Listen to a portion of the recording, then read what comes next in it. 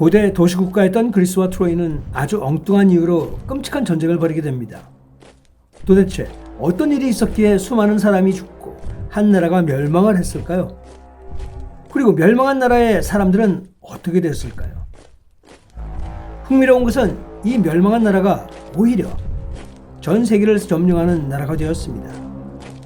그리고 엄청난 일을 그림으로 남겼습니다.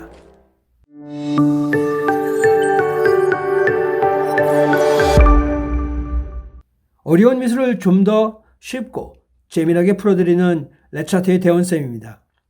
여러분은 혹시 트로이 목마라는 말을 들어보신 적이 있는가요? 네, 오늘은 바로 그리스 신화에 등장하는 최고의 전쟁 이야기, 트로이 전쟁과 관련된 미술 작품들을 보며 그림 속에 숨겨진 이야기를 소개하겠습니다. 우선 트로이 전쟁이 왜 발생했고 어떻게 전개되었는지 그림들을 보며 알아보겠습니다. 그리고 이 트로이 전쟁의 핵심 주인공들도 알아보고 이 전쟁에서 가장 극적인 사건인 트로이의 목마와 트로이의 멸망에 대해서 소개하겠습니다.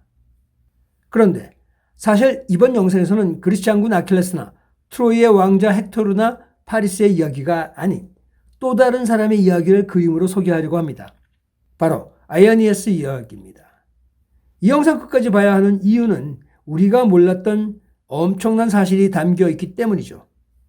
트로이 전쟁의 가장 첫 원인은 현대로 따진다면 바로 여신 간의 미스코리아 뽑기 때문이었죠. 그리스에는 여러 여신들이 존재합니다. 그런데 특히 이 중 여신 대표주자로 알려진 여신은 이 세 여신입니다. 제우스의 본처이자 질투의 여신 헤라, 제우스의 딸이자 지혜와 전쟁의 여신인 아테네, 그리고 사랑과 아름다움의 여신 비너스입니다. 그런데 제우스가 하루는 신들의 연회에서 황금사과 또는 불화의 사과를 세 여신 간에 싸우도록 꼬들겼습니다. 이에 세 여신은 각자 이 사과를 갖고 싶어하는 건 당연하겠죠. 이에 제우스는 큐피드에게 트로이 왕국의 왕자 파리스를 데려오라고 합니다. 그러자 이 세 여신들은 각자 환심을 사기 위해 파리스에게 선물을 제안합니다. 전쟁의 여신 아테네는 전쟁에서 승리를 주겠다고 했습니다. 가족의 여신이기도 한 헤라는 트로이에게 모든 이의 왕이 되게 해주겠다고 약속합니다. 그리고 사랑의 여신 비너스는 그에게 당시 세계 최고의 인간계 미녀였던 헬렌을 주겠다고 꼬십니다. 이렇게 되자 파리스는 스파르타 왕국의 헬렌을 선택하며 황금사과를 비너스에게 선물합니다. 그런데 여기에는 후에 엄청난 비극이 발생할 것을 알지 못했습니다. 바로 헬렌은 스파르타 왕국의 왕 메넬리우스의 아내였기 때문이죠. 여기에 설상가상으로 큐피드가 헬렌에게 사랑의 화실을 맞추고 맙니다. 이 때문에 헬렌이 파리스를 처음 본 순간 한눈에 반하고 말게 된 거죠. 그 후 파리스는 형 헥토르에게 간청하며 유부녀인 헬렌을 트로이로 납치해 옵니다. 비극의 시작이죠. 다시 정리해보자면 첫 번째 원인은 세 여신의 경쟁에서의 파리스의 결정. 두 번째는 유부녀인 헬렌을 위험과 반대에도 불구하고 납치하다시피 데려온 행동이 결국 끔찍한 전쟁을 일으키게 되고 파리스는 사랑하는 부모와 가족 모두를 죽게 한 것도 부족해서 트로이를 멸망하게 만든 것입니다. 스파르타의 강력한 왕이자 헬렌의 남편이던 메넬라우스가 그냥 있었을까요? 아니죠. 곧바로 아내를 찾아오기 위해 그의 형인 미케네의 왕이자 그리스 연합군 총사령관이었던 아가멤논에게 트로이를 공격하자고 조릅니다. 이에 아가멤논은 아킬레우스, 오디세우스, 아약스 같은 그리스 전쟁 영웅들을 거느리고 트로이를 공격합니다. 여기서 영화 트로이에서도 잘 표현된 전쟁 이야기는 여러분들도 잘 아실 거라고 생각하고 전쟁 이야기는 바로 생략합니다. 하지만 이 전쟁 스토리에서 가장 핵심 부분이었던 트로이의 목마 이야기부터 소개를 할 건데요. 갑자기 그리스가 전쟁에서 후퇴하는 사건이 일어납니다. 전쟁에서 계속 밀리던 트로이의 입장에서는 도저히 이해가 되지 않는 일이 벌어진 거죠. 어느 날 아침 해변에 거대한 목마 하나가 있을 뿐 모든 그리스군은 사라져버린 것입니다. 파리스가 태워버리자고 재차 요청함에도 불구하고 모든 신하들은 승리에 대한 신의 선물이라며 성 안으로 가지고 올 것을 주장했습니다. 네, 바로 트로이가 망하게 된 직접적인 이유였습니다. 승리의 기쁨으로 밤새도록 만취했던 트로이 사람들이 잠든 사이 뜻밖의 목마 안에 숨어있던 아킬레스를 비롯한 그리스 군들이 트로이 성내를 습격합니다. 그리고 모든 사람들을 불태우고 죽여버리고 아니면 노예로 잡습니다. 이 대국이 한순간에 멸망하게 되는 순간입니다. 그런데 단 한 영웅만 살아남게 되는데요. 그가 바로 후에 전 세계를 정복한 로마 제국의 시족격인 아에니아스입니다. 그 역시 헥토르만큼 용맹하게 전쟁에서 싸웠으나 그의 어머니였던 비너스가 나타나 트로이를 탈출하고 새로운 나라를 세우라는 계시로 그의 트로이 추종자들을 이끌고 도망을 간 것입니다.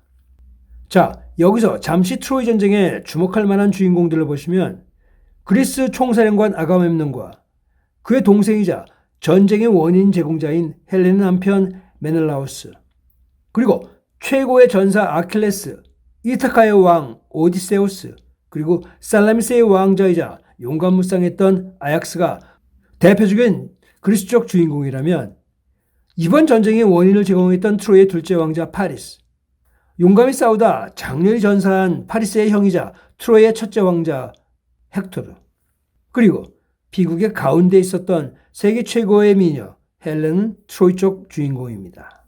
그런데 여기서 이번 스토리의 가장 중요한 주인공은 바로 아에니아스입니다. 우리가 잘 몰랐던 그는 어떤 사람이었을까요? 전설에 따르면 트로이 전쟁 후 트로이 왕족인 앙키세스와 여신 비너스의 아들이었던 아에니아스는 전쟁에서 생존하여 그의 추종자들과 함께 크레타로 피신하였다고 합니다. 하지만 심각한 전염병으로 인해 다시 시실리에 도착하였습니다. 그리고 당시 시실리를 포함한 카르타고의 여왕 디도에게 구조되고 그녀와 사랑을 하게 됩니다. 그런데 그의 어머니였던 미의 여신 비너스의 지시로 카르타고를 떠나야 했습니다. 이에 충격을 받은 여왕 디도는 안타깝게도 자신의 목숨을 거둡니다. 이 점은 아마도 디도가 그를 진심으로 사랑했었던 것 같습니다.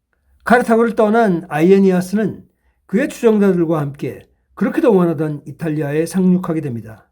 그리고 그는 로마 제국의 토대를 만듭니다.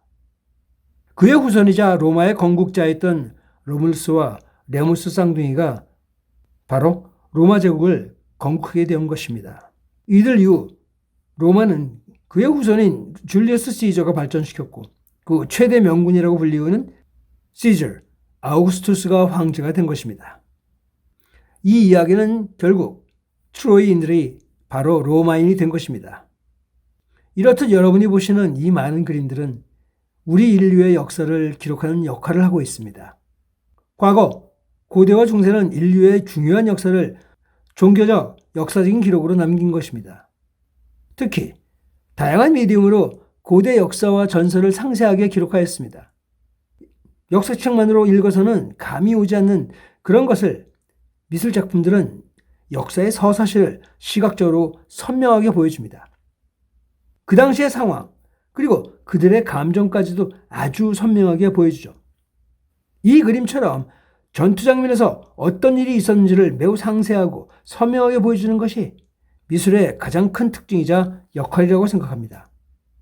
자, 여러분, 오늘은 여기까지고요. 더 좋은 내용 준비해서 여러분께 소개하겠습니다. 오늘 내용이 좋으셨다면 구독과 좋아요, 그리고 많은 댓글 부탁드리겠습니다. 그럼 다음번까지 안녕!